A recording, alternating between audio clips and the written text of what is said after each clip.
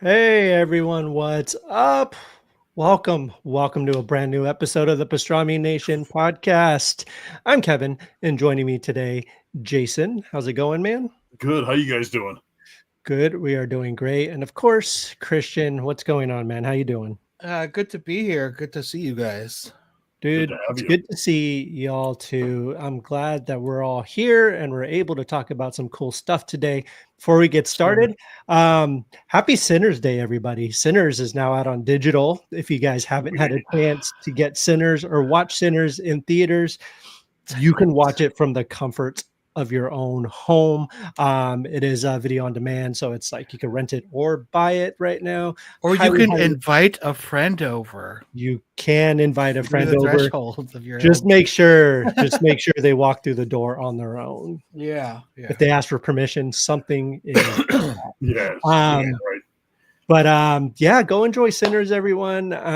It's wonderful movie. The physical release comes out July 8th, which I already have mine pre-ordered. So I'm so far away. Yeah, it's still far away. But I'm thinking about I have to pick up the digital.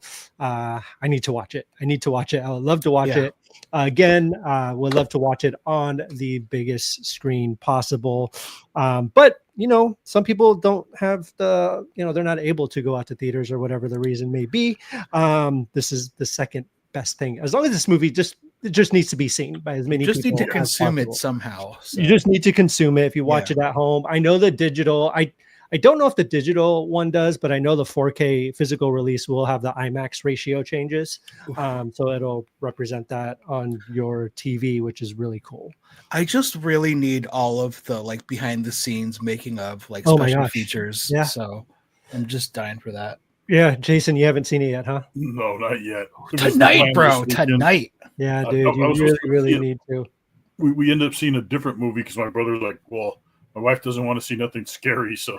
It was not that scary. What did you guys see? Karate Kid Legends. It's pretty good. Yeah, we'll talk about that in a little bit too, because we're going to talk about Lilo and Stitch. Mostly the controversy surrounding it, which I really want to get into. I was going to talk about Apple TV's The Studio, and then we will talk about Karate Kid Legends. I have not seen it, but Jason, you've seen it, so I'd love to hear your thoughts. Another thing before we get started, and this is just. We live in a messed up world. First of all, happy Pride Month, everybody who is watching, who is here with us. We are happy you are here.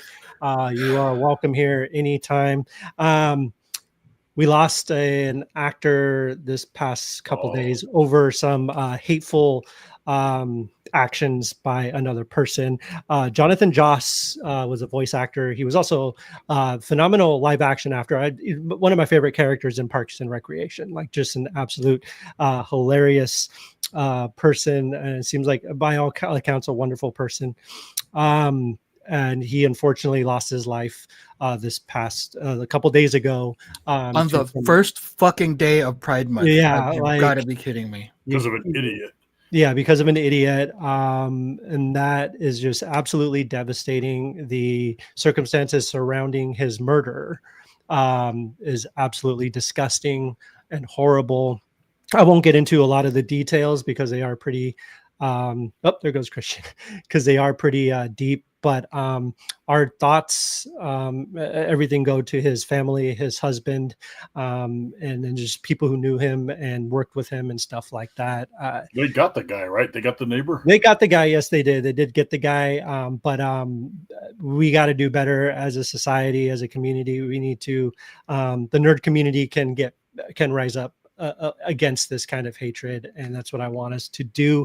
And I feel like we can do that together, as long as we stand together. What's up, Christian?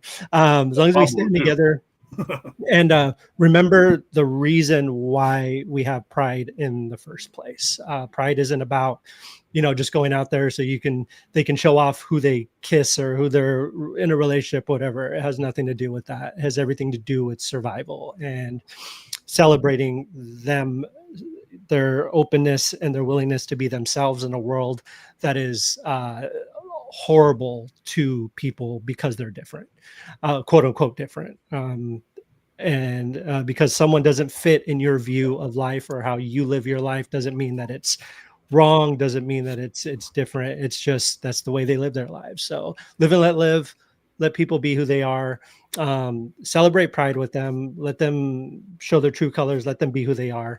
Because in the end, we only have each other, and we have to be there for everybody. And all the stupid rhetoric about why do we need Pride? This is exactly why we need Pride, because of stupid hate crimes like this that shouldn't exist. So I just want to throw that out there because it's something that's been on my mind, and it's something that's very, very important to me. So and all of us here, I know all of us were devastated by this news, and that kind of hate, that kind of stuff we don't tolerate any of that here at Pastrami Nation. No. I hope you all join us in solidarity with the LGBTQ plus community, and celebrate them, let them be who they are, and let them shine. So a tragic situation. I hate to start on a dull note, but it just had to be said. So it's so bittersweet too, because it comes on the heels of the first day of Pride Month, as well as like the announcement of the return of King of the Hill, my favorite animated TV show of all time. I've been like John Redcorn, man, so excited about this. John Redcorn is like such a cornerstone of the show. It's freaking heartbreaking. We've already lost like so many cast members, but to lose him in this like horrific, tragic way, it's not even. And I didn't even know that was him in Parks and Rec too. That just makes me love him so much. I didn't realize that till you see the face and you're like, I'm like, oh my god, he's fantastic in that too. So he was taken from us. Way too soon and over stupid. Something very, very stupid. Very, very stupid. It's sad. His legacy will live on forever, but it's sad that he got cut short. So absolutely. So after that heavy subject, let's talk about Lilo and Stitch. Let's talk about Ohana. Let's talk about family. Let's talk about well, first, if you guys haven't read my review, I have my review of the new live action Lilo and Stitch up at Pastrami Nation. So go check that out. I gave it a solid 3 out of 5. So my thoughts were it did exactly what it set out to do, made some changes to the source material, which we'll talk about a little bit. And I thought it was I had a smile on my face the whole time. I thought it was adorable. It was cute. It did exactly what it needs to do. It didn't quite justify its existence, but it still did enough to really keep my interest and keep me going. And by the way, if you guys haven't gotten this guy's adorable. This guy's sweet. He's one of my favorite Lego sets. He's so cute. He was supposed to come to the movie with us, but he unfortunately did not make it. That might have ended tragically. Tragically. So he's but anyways, so let's what I really want to talk about, we're not going to get into major it's Lilo and Stitch. The story remains the same. It's nothing crazy, nothing wild, no major changes, but these changes I am going to talk about are little changes to the story that they did that a lot of people have been talking about. I kind of want to talk about them because I feel like the people that are complaining about it are the people who have not seen it. They're the ones who just didn't quite get it, right? So we all know Ohana means family. So in this version of the story, it's same thing. Nani and Lilo, their parents pass away. Nani is in charge of Lilo, and she's struggling to find a job. She's struggling to take care of Lilo. She seems a little bit younger than her animated counterpart. She's like 18, 19, right? She's trying to go to college. She has a full scholarship to go to San Diego University, California University in San Diego to study marine biology. They have one of the best marine biology programs in the United States. I know because I've looked it up just to make sure that I had why wasn't she doing it on Hawaii where there's marine life everywhere? It's because San Diego has some of the best programs in the country. Anyways, I digress. She's struggling trying to find work, but she can't because of Lilo and stuff's weighing on her. She's trying to figure things out. They have this wonderful elderly neighbor who also lives with David, who is kind of the love interest / friend. And they're Ohana. They make it very clear at the beginning of the movie, like, we are Ohana. We are here for you. We've known you since you were a baby. We are here to help as much as you need us to help you. So, everything goes on. Lilo finds Stitch. They bring him in. The chaos erupts and things go down. So there's two kind of major changes. Well, there's one major change to a character that I kind of want to talk about. So Mr. Bubbles, everyone's favorite CIA agent, disguised as a social worker. We know this movie tells us pretty early on that he's a CIA agent. This, like, by the first time you see him, he's CIA. In the original movie, they save that till the end. It's kind of a big reveal. It's kind of one of the big reveals of the movie that he's actually working for the CIA. In this version, he's CIA to begin with. He teams up with the social worker, who's also played by Tia Carrere, who also voiced Nani in the original Lilo and Stitch. I love Tia Carrere. Yeah, she's fantastic. So it's so hot. Oh yeah, no. So things go down, things happen, right? And so this is the major change, and this is the thing people have been talking about. This is the quote unquote controversy about this movie. At the very end of the movie, Nani decides that she's got to take the scholarship for the future of her and Lilo. She's got to do this to help maybe find a better, get a better job, have a stable career so she can raise her little sister. The neighbors, who have been, again, Ohana the whole time, they're there for them, they're like, hey, why don't we take care of Lilo while you go to school? And we'll take care of her. She's family. We'll take her into our house, And Nani's like, okay, we can do that. So I can go to school and do this, right? So the big controversy is that, quote unquote, Nani gives Lilo up to the foster system, right? That's kind of the big takeaway that people have from this. Even though she did not do that, she has placed Lilo in a home that she will be taken care of, that she knows this family. It's not some stranger's home. She trusts these people. She's known them since she was a child.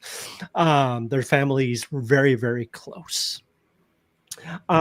So all of that to say, I feel like Nani did the right thing by doing that, because she is paving a way for her to have a better career and a better life for her and Lilo. And I think the disconnect is that obviously in the animated one, it was very clear that Nani would do anything to take care of Lilo. Nani was willing to give up her career, everything for Lilo. I think in reality, though, like if you put, which they did in this movie, if you put Nani's situation in a real grounded reality, I mean, she's going to lose Lilo. Like, she can't hold down a job. Their family she can't. She's like 18, 19. She's not able to support a child. So I think realistically, when you kind of look at it from that lens, the way the filmmakers went with that route and kind of were like, okay, like Nani would have no way to keep this child, pretty much. It's the more realistic route to go. Now, of course, people are going to be like, yeah, let's put some realism in your movie about the little blue alien, right? Little CGI aliens running around and stuff. I get that. And I get why people are upset, because I love the original too. And it was kind of a little bit of a change, but it wasn't a jarring change.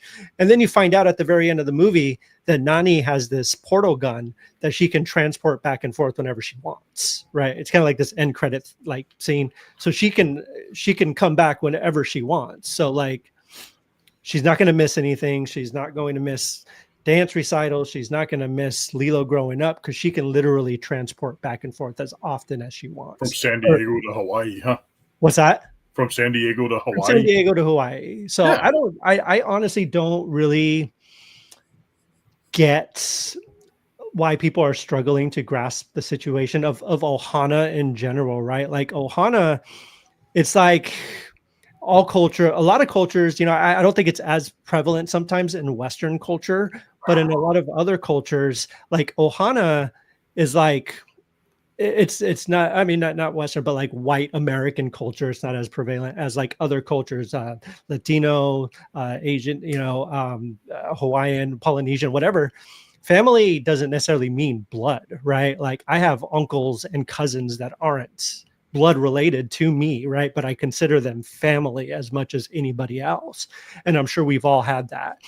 And it seems to me that people complaining about this don't understand that concept, that you don't have to be blood to be family. And I think that's where a lot of the disconnect is coming from. I don't think people are truly grasping that Ohana just, family. Ohana just is someone you're very, very close to, someone you grew up with, someone that you consider family. Right. So I think that's the issue. And you guys haven't seen the movie, right? So but like from your guys' perspective, what have you guys seen, and what do you guys think about the situation? Like, would you guys much rather it stick closer to the actual animated one and stuff like that? Or are you guys on board with what this change would bring? Like you said, it's a realistic setting, and like you said, without that, she's gonna lose that kid to the system, Yeah.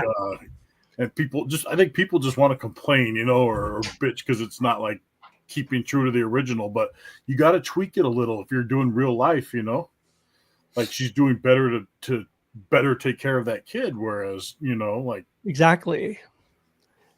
And that's the thing, like she is doing better. And I think Disney, so these live action remakes specifically, I feel like when they stick too close to the source material is when I kind of despise them a little bit more.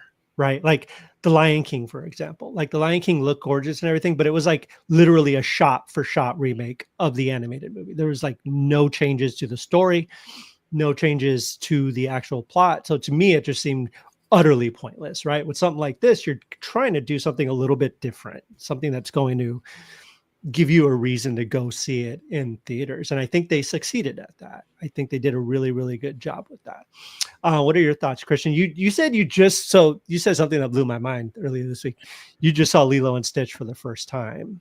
I've always known of it. By the way, shout out to Chris Anders because he's had 2 of his movies are coming out live action. You know how I feel about like turning something animated to live action, but I think this is just a celebration of Chris's work over the past like decades. So this is freaking amazing. Also, I don't know if you saw the Toothless Lego set that's coming out. I know you've been. God. That was like one of your big wishes. So it is, but I need the UCS set, but this is close enough. Yeah. I haven't seen it yet. I do want to see it. But I will admit, like when I heard the ending, I hated it. I'm like, I don't like this idea. Like, but I haven't heard it explained the way you explained it. So now I'm like, okay, that makes way more sense than like, because there's a lot more context to that. It wasn't her just giving up Lilo to the state. You know what I mean? It is still like an expanded definition of Ohana. So there are other changes that I get. Like I think it's like budgetary stuff. Like the reason why I don't know about the change that they made with I don't know what the character's name is, but he was played by oh my god, Zach Galifianakis. Zach Galifianakis. Yeah.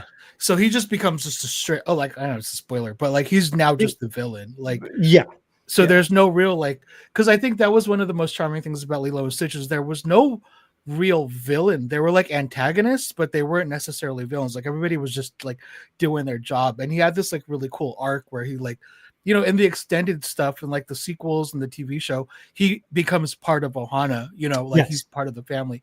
So it kind of sucks that we don't get that, you know what I mean?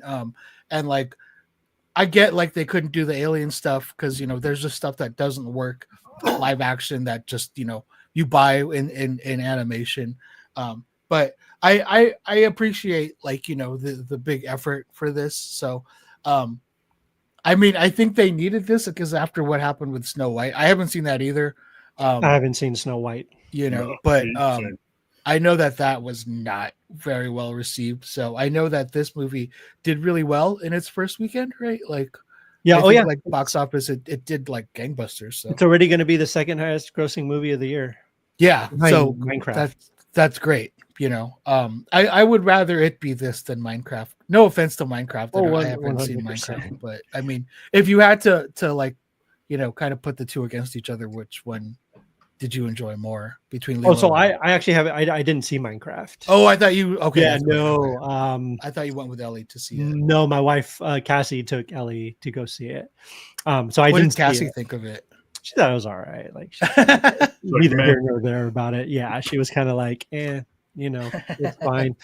It's Minecraft. So, but I know my nephew. He's like, he's yeah, he liked it a lot, but like, he's like a baby, not a baby still, but like 8 or 9. So, Younger than us.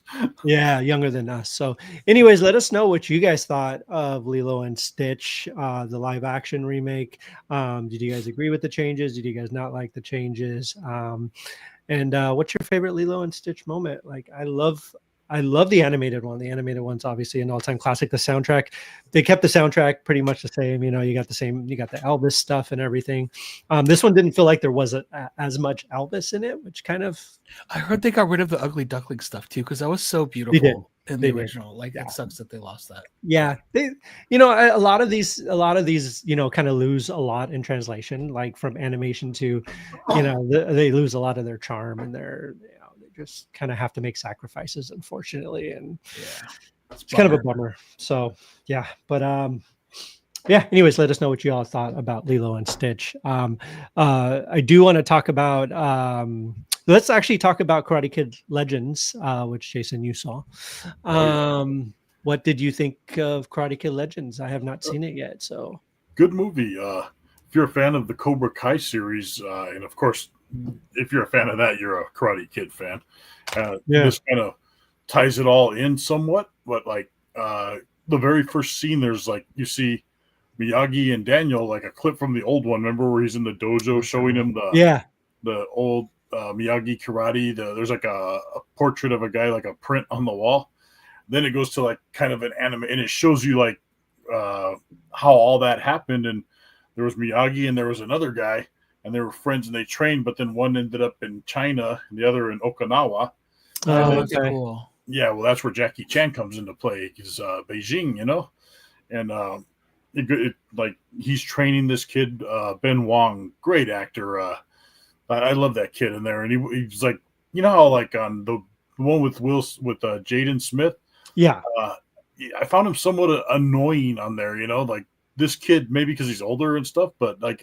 I just think this kid's got it, and he was enjoyable, witty, well, his mom takes a job in New York because she doesn't want him fighting, so she takes a position out in New York where they're living in Beijing, and that's his uncle, I guess, Jackie Chan, the sensei. Oh, okay. Then he goes into New York and he meets some chick at a pizza place. Her dad owns a pizza place, and then of course there's bullies, kind of how very Cobra Kai-ish. And his mom eventually finds out he's fighting. I don't want to give too much away to you guys, but then bottom line, he ends up calling on his sensei, who in turn goes and calls on, he's looking for somebody Miyagi spoke highly about and cared about very much, which was Daniel's son, And I don't want to give too much away, but they worked together to train this kid in the Five Boroughs tournament, which is like the Sakai Takai and Cobra Kai, or the All Valley and Karate Kid. Mm-hmm. And I like because it was set in New York. Like a lot of the soundtrack and stuff was like New York kind of rappers, New York vibes, cool. That's cool.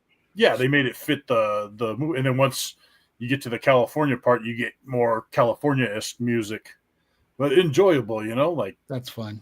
Yeah, if you're a fan of all those, this is right up your alley. Cool. Yeah, I definitely do want to see it. I think I might have to make time to go check it out. This weekend we got a busy weekend as well. This weekend, Dogma is re-releasing in theaters nice. For the first time in a long time. Obviously, Kevin Smith got the rights back to it, did a 4K restoration, and he's re-releasing it in theaters. So that's going to be playing at select theaters this whole weekend. So I think it's mostly AMC theaters. I think some other theaters are going to have it as well. But Ballerina is coming out as well from the world of John Wick, which is one I really, really want to see. And then next weekend we have How to Train Your Dragon. When does Jurassic World come out? Is that this July. weekend? Oh, it's just July. July, okay. Yeah. Arturo, what's up? Hey guys, Karate Kid Legends was good. Got a poster from them and a cup. I am thinking about buying the popcorn karate board. So was I. The popcorn board looks badass. But also, also wanted to say something real quick. This is our second to last episode of the season. So next episode, which is going to be not next Tuesday, but the Tuesday after, will be our season finale until We're in the end finale of mode summer. already, huh? We're in finale mode already. We will be having, so throughout the summer, we will be having like movie specials. So we'll be back to talk about certain movies come out. Fantastic Four, Superman, of course. Going to have to talk Convention about specials. Superman. What's that? Convention specials. Conventions. I Oh hear there's a few of yeah. those this summer. Well, we'll we'll have a lot of those. But yeah, so definitely keep an eye out for those also. So let's switch gears a little bit. I just kind of want to, I have to promote the heck out of the show because I think it's fantastic. And I just finished watching it. Go watch The Studio on Apple TV Plus, please. Do yourself a favor. You will laugh. You will, especially if you love movies, if you love the Hollywood, if you're into the Hollywood system, actors and things like that, this is a show for you. A lot of behind the scenes stuff. It's fantastic. You got everyone from Martin Scorsese shows up. You got all these great cameos. Martin Scorsese, Dave Franco, it's fantastic. Zoe Kravitz, a bunch of fantastic actors. But it stars Seth Rogen as he takes over a movie studio, Continental Studios, which is kind of a floundering movie studio. I mean, they're doing well, but they're trying to figure out what they want to, what the trajectory is going to be in the new Hollywood. And he's very old school. He's very much like wants to make these really great, really cool blockbusters. One of the main IPs that they're making him make into a movie is the Kool-Aid movie. So they get the Kool-Aid and they hire Martin Scorsese. And there's this whole funny thing about in the first couple episodes about Martin Scorsese wanting to make his Kool-Aid movie, which is based on the Jonestown Massacre. But it kind of, that's kind of the main thing throughout the whole show. Then they end up firing him, having to hire someone else. And there's one episode where they're struggling to give notes to Ron Howard because he's known as being a really, really super nice guy. No one wants to hurt his feelings.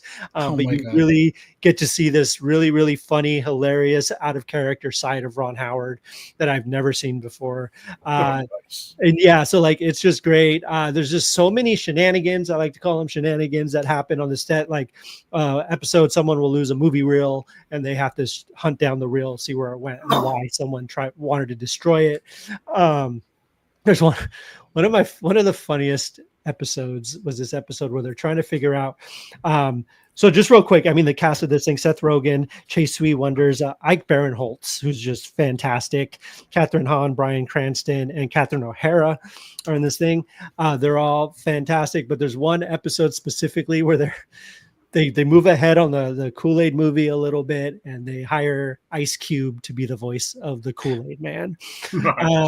And they're looking at it for 1 second, and they realize that having a person of color voice the Kool-Aid Man might be a little problematic. So it's this whole episode of them it's very hectic. They're trying to figure out who to cast as, like the whole family dynamics, like it's hilarious. It's such a great take on kind of, and I hate this word with a passion, but kind of quote unquote woke culture, right? Like this idea that, certain people go a little bit too far and they even bring a lot of people into it. Like Ice Cube makes a small little cameo too, and he talks about it. And it's just, it's fantastic. It touches on a lot of really, really important social issues right now, specifically within the Hollywood system, like streaming versus theatrical, and why we go to the movies and why movies are important. And there's a farting zombie comedy that they're making with Johnny Knoxville.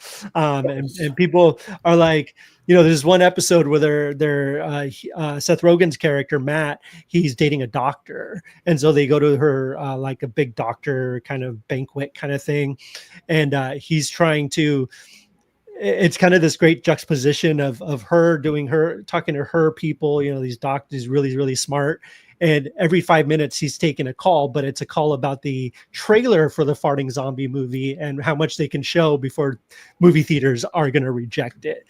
So it's this great, like she's trying to have these, it's basically becomes a competition who has the most quote unquote important job, right? Because he's like, they're doctors, they save lives, they're curing the kind of joke is they're curing child cancer. Essentially, these doctors are curing literally, like that's what the banquet's for.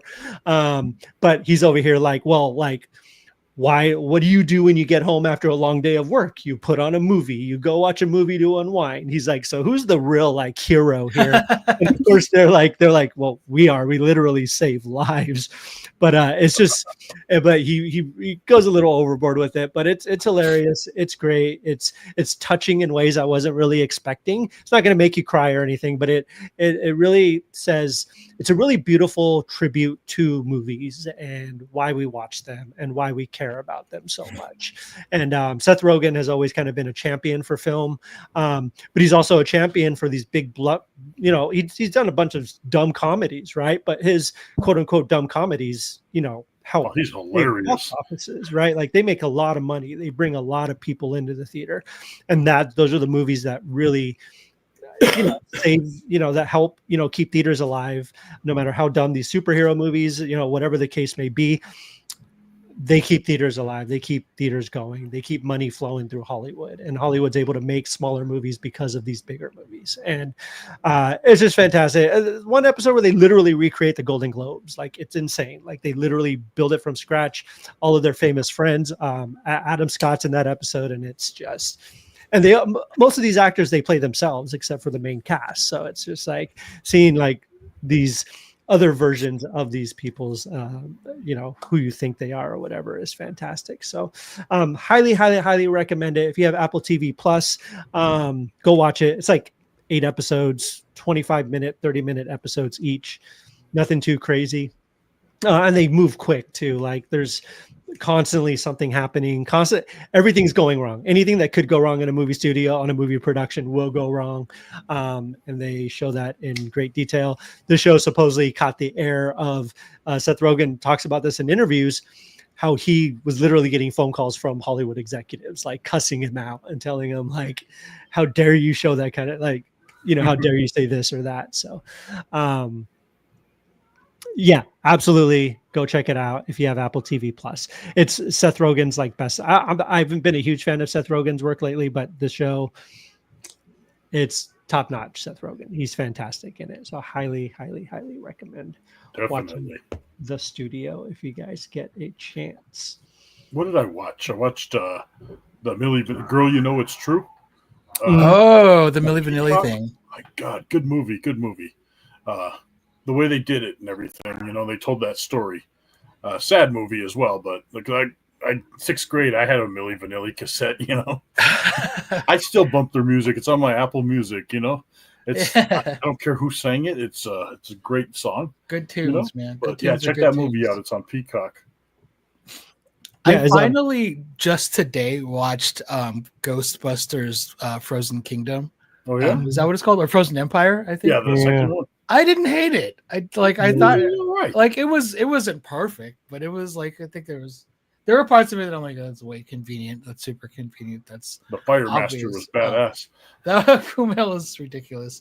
Yeah, it was a fun movie. It was I don't know, kind of fun, but yeah, I have the Mondo Peter Mankman on pre-order, and I've been waiting for it. So I'm like getting into Ghostbusters mode. Is that the 12-inch? The 6-inch one.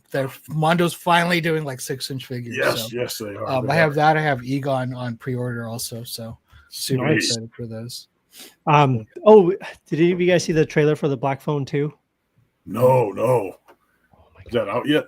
The trailer?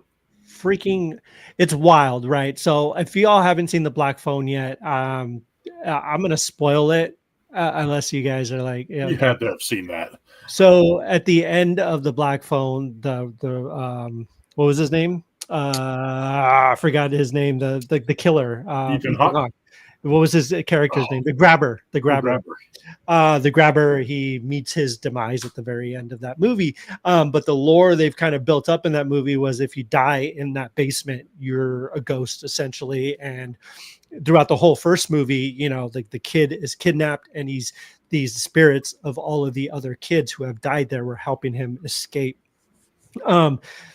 The Grabber is back. The Grabber, if you recall, at the end of the first movie, he dies in that basement. But now he's kind of become like this Freddy Krueger character, where he can kind of, So now he's like basically committing crimes in like like a camp, a summer camp, essentially, which have the two main characters from the first movie are going to, the brother and sister duo. And he's still after them, even after he's passed away. I think it's actually a really, really cool idea for the story. Scott Derrickson is coming back. I think Scott Derrickson is brilliant. I think he's one of my favorite horror directors. He also directed the first Doctor Strange, but he's directed so much horror stuff before that. He did Sinister. Oh yeah, sorry. Doctor Strange is him? Yeah, Doctor Strange is Scott Derrickson. Yeah, the first one. Right. Yeah. But he also did Sinister with Ethan Hawke. He did The Exorcism of Emily Rose, which I absolutely love. So he's done some really, really great movies. I honestly don't believe he would have done this if he didn't have a good angle to hit it with. Ethan Hawke is notorious for not doing sequels either. So I just have a really, really good feeling about this just through those two things alone. It doesn't seem like a cash grab. I don't think Ethan Hawke would have done this if there wasn't something there that he wanted to do. So I need to check that trailer out. Damn it! The trailer is pretty freaky. It's actually a really well done trailer. It's very weird, very bizarre. It doesn't really give you a whole lot of story, but it gives you enough to be like, all right, well, he's back. Yes. The first movie I thought was super effective. I think it's one of the most effective horror films we've gotten in a long time. I think a lot of it, obviously just being a dad in general. I'm like, a child killer and kidnapper. Just, it's not fun to think about. Especially being a parent. So, but the movie was really, really good. So anyways, check out the Black Phone 2 trailer. We also got a bunch of trailers from the Netflix event this past week, the Tudum event that took place on Saturday night. You got trailers for Wake Up Dead Man, which is Knives Out Part 3, essentially, which looks fantastic. Guillermo del Toro's Frankenstein, which looks fantastic. Finally got a glimpse at Stranger Things Season 5, which I'm very, very excited for. I know we were all pretty excited for that. What's that? Finally got that trailer. A couple other ones. You can find them obviously online. Oh, Happy Gilmore 2. We got a full trailer for that. So yeah, it's going to be a fun summer for Netflix. Netflix is doing some, not summer, for the rest of the year. They've got a bunch of stuff coming out. So we'll see how that goes. So, yeah. All right. Yeah. Do you guys have anything else you guys wanted to bring up real quick? Jason, did you watch The Last of Us? No, I haven't watched any of the newest season. Yeah, I got into it on Sunday. I don't know if I have the energy to do it again. No, understandable. If you want to hear that, My Public Life as an American Nerd's coming out tomorrow. You can find that audio all wherever you listen to your podcast, but I'll be promoting that one because that was a good one. We talked about The Last of Us Season 2. We also didn't you talk about Andor a little bit there too? Yeah, I will always talk up. I worship at the altar of Andor, and I will praise I will sing its praises every chance I get. Yeah, absolutely. Andor, go watch it. 100%. Awesome. Well, cool, everyone. Well, thank you all for joining us. Thank you all for being here. Let us know if you guys watch anything. What are you guys excited for coming up this summer? I think we've kind of already talked about what we're very excited for, but what are you guys excited for? Subscribe. Oh, speaking of which, sorry, I finally sat down and watched. This is for Eli. He's not here. I watched Madam Web finally. Oh yeah. Jason, you're like, oh god. Is it the best movie you've ever seen? So awful. What was up with that villain? Every line of his was like ADR. It was all ADR, dude. Because they so from what I've heard from a lot of people is that they my wife, she's excited for Downton Abbey. I've seen every single Downton Abbey movie at the theater with her, and I enjoy them. They're really, really fun. They're very delightful, I should say. Oh, sorry, Cassie. Hi, Cassie. They're very, very fun. But you know what? What's that? Go ahead. No, go ahead. No, so apparently what had happened with Madam Web was that he was originally supposed to be one of the good guys, like originally. So in the original script, apparently, and this is just from what I've heard and why everything's so weird, is that he was actually supposed to team up with them at some point and go over like against like a bigger threat, like a big level threat. But what had happened was they ran out of money essentially too. It was supposed to be this big kind of CGI type villain. They ran out of money. So they were like, okay, let's just recut this to make him the villain of the movie. So they did a lot of tampering at the end and a lot of pushing around and a lot of I will say this: tricks. it was the worst of all of the Sony Spider-Man adjacent movies. It was the absolute worst. I've sat down, I've watched them all now. I've seen all the Venom movies. I've seen Morbius. I've seen, what is the Hunter guy again? Craven. So Madam Web was the worst. But here's the thing: I actually like Dakota Johnson more after seeing it. Yeah. Hilarious. So here's how I feel about Madam Web. I agree with you 100%. I do think it's the worst, one of the worst out of all of them. I do enjoy it more than a lot of the other ones though, because it's so bad. Because I can find something to like. I've made my distaste for Venom, all Venom movies, like very clear on this show. Yeah. Like I would much rather watch Madam Web again than watch any of the Venom movies. Have you watched the third Venom? No. And I did. What? The first half of it, I'm like, this is so dumb. And by the end of it, I was like, that was kind of cute. Like, so I still haven't watched that or Craven the Hunter, so that could change my mind.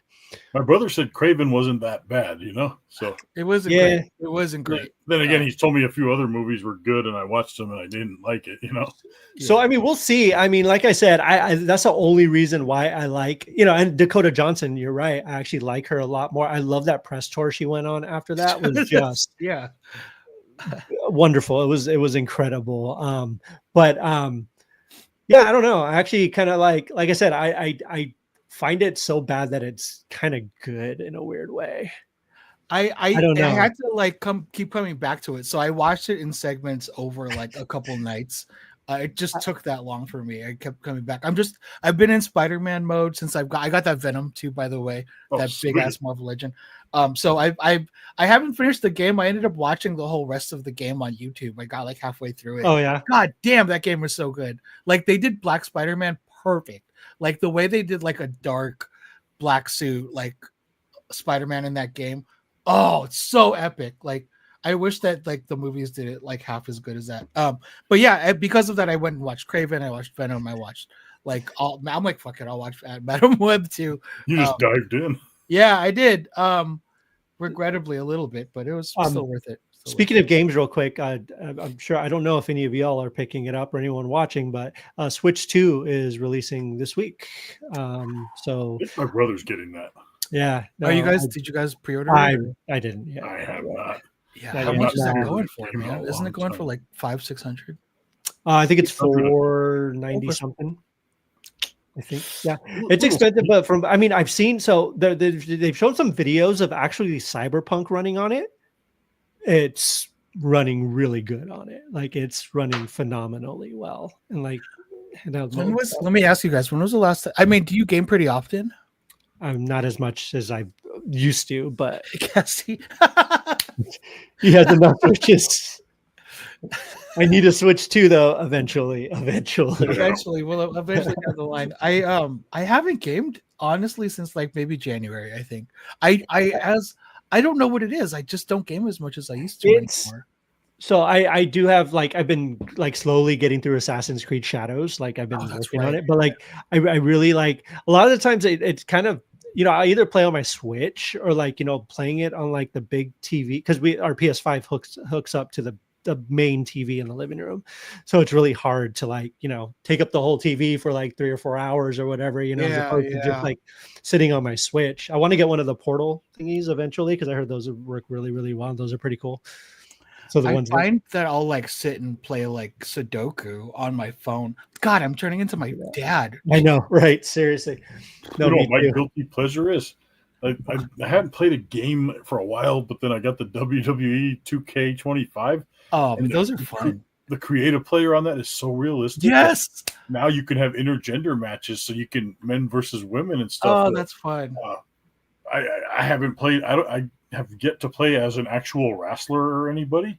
It's all been like I made myself in my old Quiznos uniform, and I made all the staff that worked there that tried to get me fired back in or hated me, and then I put this big old 6-way parking lot brawl. And then when you knock them out and they get eliminated, they stay there. So it's like a bunch of bodies all over the parking lot. I've just been like, because I get them to follow me up to like a rafter or something, and then I throw them off, and that like automatically takes all their life away.